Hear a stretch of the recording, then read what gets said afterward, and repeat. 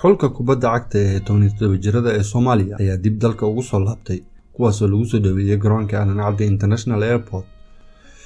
xulka daayarta ee 17 jirada ee Soomaaliya ayaa taariikhda Soomaaliya baal dahab ka galay kadib markii ay soo hiyeen guul aan horey ciyaartoy Soomaaliya u gaarin kadib markii ay ku soo guuleysteen koobka bariga ee bartamaha Afrika ee 17 jirada ee markii la soo gaabiyay loo yaqaan Sakaaf.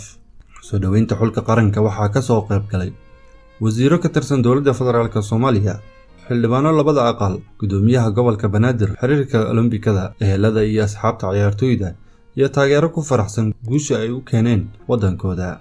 soo qaybgalayaashii soo dhaweyntaasi waxaa ka mid ahaa wasiir ku-xigeenka gaashaandhigga Mudane Cabdilfataax Qaasim oo ah dhalinyarada ugu cadcad siyaasadda Soomaaliya ayaa warbaahinta qaranka la hadlay isagoo yiri safiiradii aan dirnay uu hogaaminayay hogaamiyaha daacadda ah, muqliska ah, kartida leh, howlkarka ah, wadaniyada ku dheehan ee qaranka waxa weeyaan iyo shacabkaba waxa weeyaan u cadaalad faray.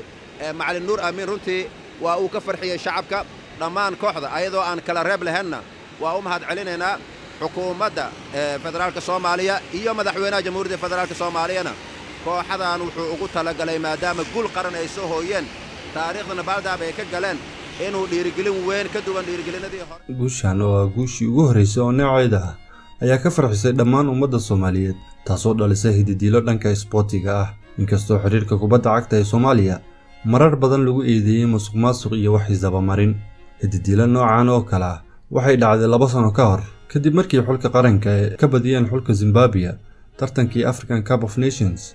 laakiin ciyaartoyda qaranka ayaa sheegtay daryeel xumo dhanka xiriirka kubadda cagta.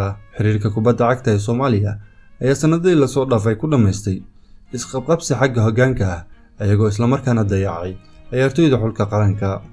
1 sano iyo bar gudahood xiriirka kubadda cagta qaranka ayaa u magacaabay 3 macallin oo ajaanib ah in ay hogaamiyaan xulka qaranka ayagoon u fiirin khibradooda.